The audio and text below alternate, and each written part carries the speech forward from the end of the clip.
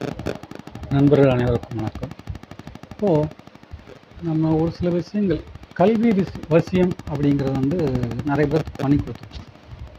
அது பார்த்திங்கன்னா இப்போது +2 பெரும்பாலும் +2 மாணவ மாணவிகளுடைய பேரண்ட்ஸ் தான் வராங்க.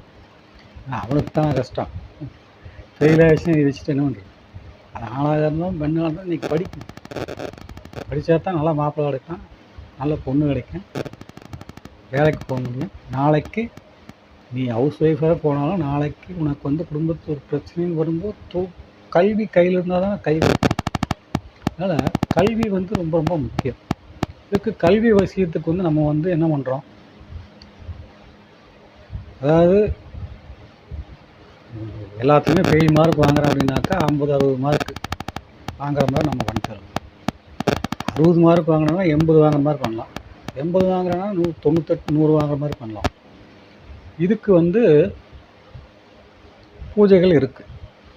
அதாவது அஷ்டாவதாரம் புரியணும் அப்படிங்கிற மாதிரி நிறைய விஷயங்கள் செய்கிறோம். ஆனால் ஒரு சிலர் இருக்காங்க கல்வி விஷயம். நான் நெக்ஸ்ட் வீக் எக்ஸாம் எழுத போகிறேன். எனக்கு பாஸ் ஆகும், இல்லை 5 அரியர் வச்சுருக்கேன், இந்த அடுத்த வாரம் எழுதுறேன், பாஸ் ஆகும். நடக்குமா?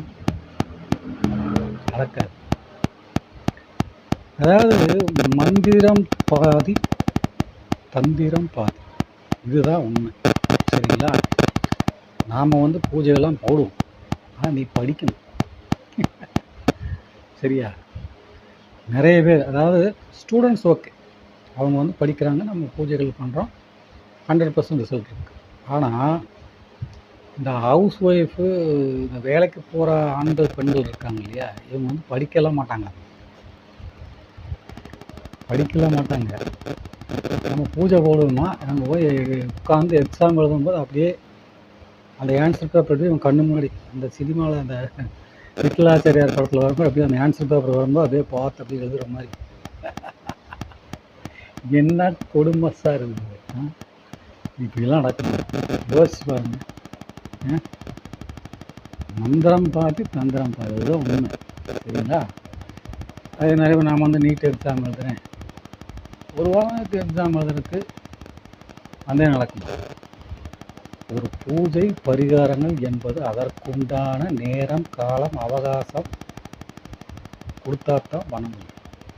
இன்னும் ஓவர் நைட்டில் நான் நாளைக்கு எக்ஸாம் எழுதுறேன், பூஜை பண்ணுங்க.